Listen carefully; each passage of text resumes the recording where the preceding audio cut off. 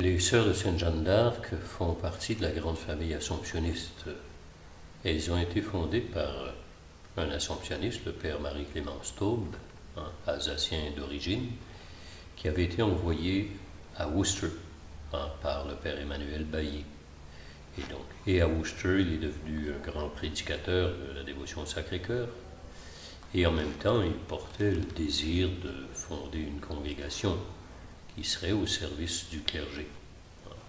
Donc c'est en 1913 qu'il a commencé à réunir un premier groupe, mais il a dû aller à Québec, et c'est là seulement à Québec, l'année suivante, en 1914, que son projet a été reconnu par l'archevêque.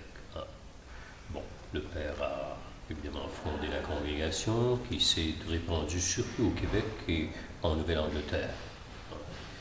Et le père Marie-Clément est décédé en 1936, et depuis, les sœurs avaient commencé le processus du procès de béatification. Pour les sœurs, évidemment, ont traversé la crise de recrutement que connaissent pratiquement toutes les congrégations féminines au Québec actuellement, et n'ont pas eu de nouvelles entrées depuis plusieurs décennies.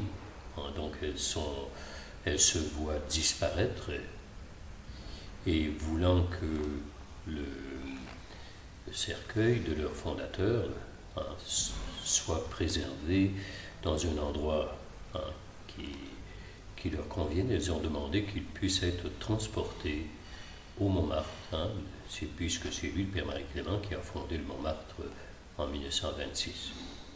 Alors effectivement, nous avons étudié la situation et nous avons pu trouver dans la chapelle du Montmartre un endroit où la dépouille a été apportée.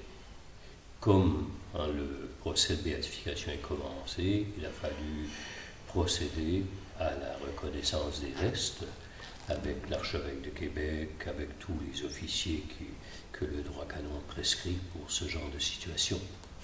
En ouvrant la tombe, on a pu constater que le corps était encore là, mais momifié. Donc on a pu simplement le transférer dans un nouveau cercueil, une nouvelle tombe, et le 21 novembre, donc, le cercueil a été amené en procession de la maison générale des Sœurs jusqu'au Montmartre, qui est la propriété voisine.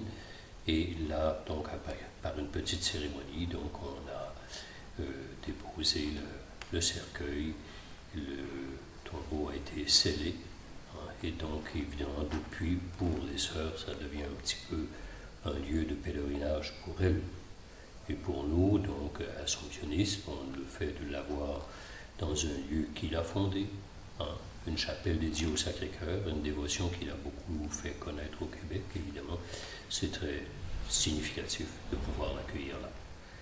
Les sœurs ont demandé ça parce que, sachant qu'elles ne pourront plus maintenir la maison où elles sont, elles devront déménager, devront vendre la propriété, donc avaient donc prévu ça, et donc ont demandé de l'apporter chez nous.